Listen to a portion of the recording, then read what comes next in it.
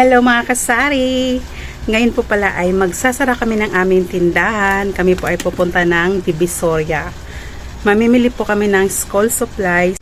So ayun na nga guys, kami ay aalis, pupunta ng Divisoria.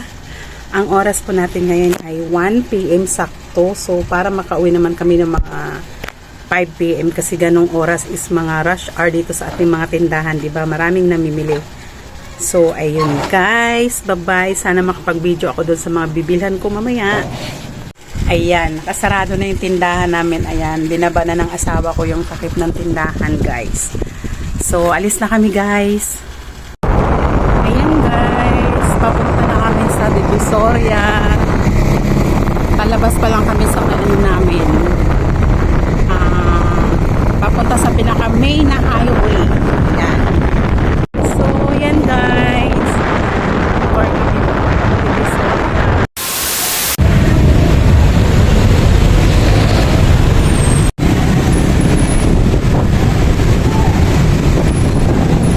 A few moments later.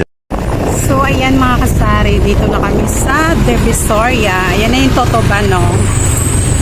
Ayan. Tapos, ayan yung Pure Gold Recto 99 Mall. Ayan. Kunti lang yung sasakyan na yun. Hindi masyadong matraffic. Ayan. 168.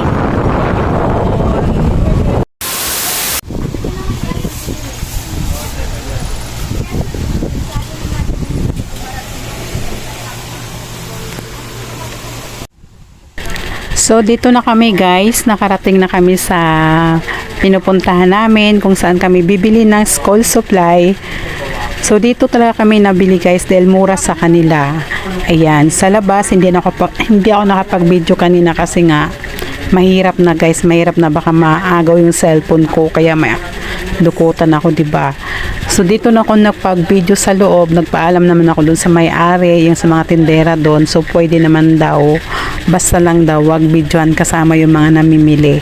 So, ayan guys. Ilalagay ko na lang dito yung pangalan ng store nila, saka yung contact number nila. Ito? Oo.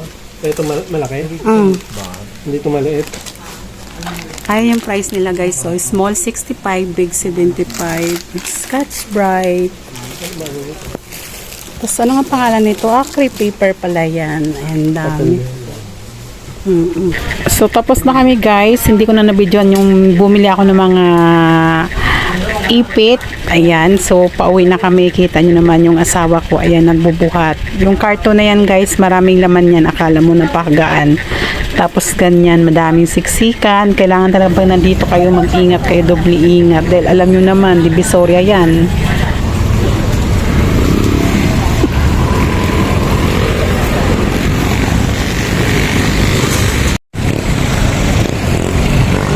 Grabe guys, haba-habang lakaran.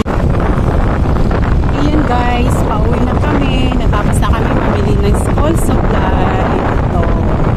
Doon kami sa dulo lilig. Kakauwi lang namin galing Divisoria. So akala ko pati na makauwi kami ng maaga, mga 5. So para nakauwi kami is 5:30. So anong oras na? 6:15 ng gabi, ng hapon. Nagpahinga lang kami saglit. Sakot ko siya ano sa inyo. Ayan. So yung nabili ko pala dun sa Divisoria guys, ayan, 4,959. Ayan mayan. Ayan mga school supplies na yan. Pero yung iba dito, yung mga ipit, mga laruan, sa iba ko yung binili. Hindi yung kasama sa 4,000 plus. Yung mga yan. Ayan. So, i-arrange ko lang guys. Tapos tingnan ko magkano mga presyo nila. Saka ko i-haul sa inyo isa-isa yung mga nabili namin. Ayan. Pakikuha nga lab. Ayan siya. Ayan. Kasi gagamitin ko to siya. Lagayin ko ng mga maliliit na items. Diyan ko pasok. So, may nagdami naganap sa amin ito yung kulay puti. So, doon isa na yung stock nila. Kaya isa na lang siya. Ayan. Hindi ko pa alam kung may nagtaas. Pakita ko lang sa inyo. Ako, Tapos ito, oh. Nakyutan ako nito. Ayan. Sobrang cute.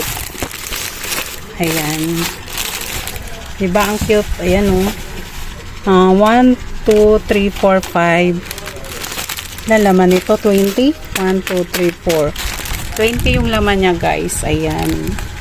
So, hindi to kasama sa 4,959. Ayan, iba kasi to. Ito siya, 160 ang bili ko nito. Ayan, 160. Aging. Ang cute.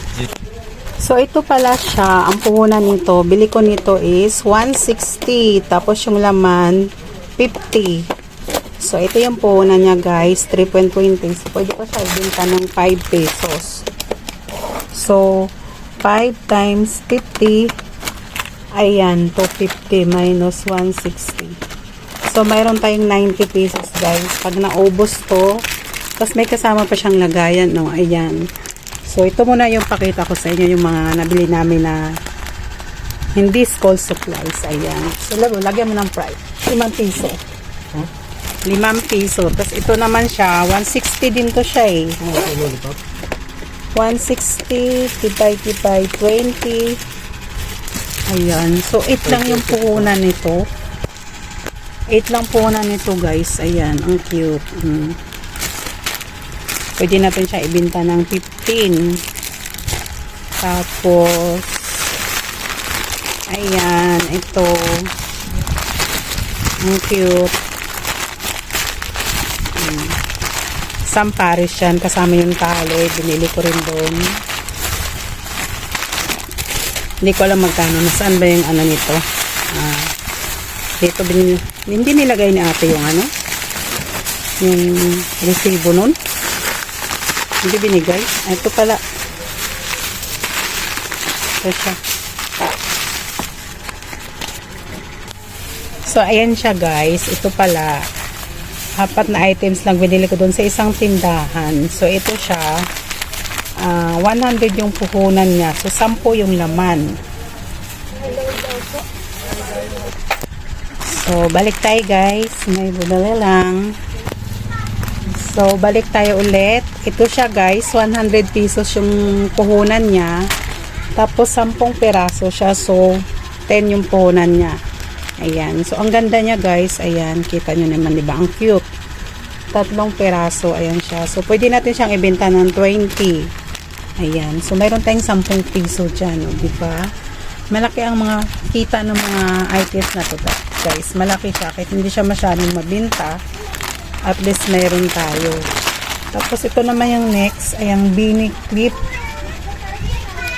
Ito siya. 120 yung puhunan nito. Ano pala to? 10. 10 piraso pala. Ito pala. 1, 2, 3, 4, 5. So 10 siya, guys. Tapos 120 ang puhunan. So 12 lumalabas na puhunan nito, guys. So benta din natin ng 20. Ayan. 20. Ang cute niya, ayan, beanie clip, ayan. So, ito namang, saan ba yung isa? Kasi 4 na item. And then, ito naman, guys, 100 din yung puhunan niya, tapos 25 pieces siya. So, lumalabas ang puhunan nito is 4, ayan, 4 pieces ang puhunan. So, benta natin din to ng 10 piso isa, o, diba? Ayan. Tapos, ang last natin, ito, buksan mo nga, love.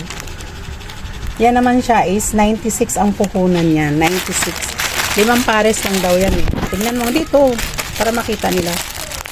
Ayan. Tignan mo nga kasi 5 pares. 96 divided by 5. So, 19 yung puhunan niya. 19.20.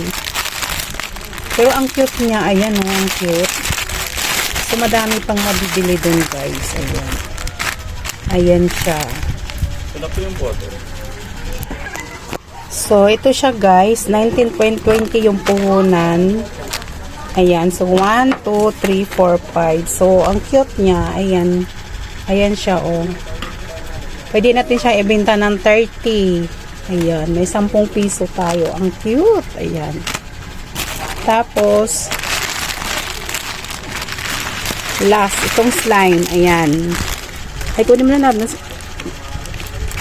Ito naman yung slime, guys. Ayan. Ang bili ko nito is 1, 2, 3, 4, 5, 6, 7, 8, 9, 10. 12 yung laman niya. Tapos 90 yung bili ko niyan. Punan pala niya 750. Ayan. Laki kasi niya. Ang laki. So, pwede natin siya ibenta ng 12. Ayan. Diba? So, yun lang muna guys. Bukas ko na i-ano yung part 2, yung sa school supplies. Ayun, nasa box na yan. Bukas ko na i-haul sa inyo. So, ayun lang. Bye-bye.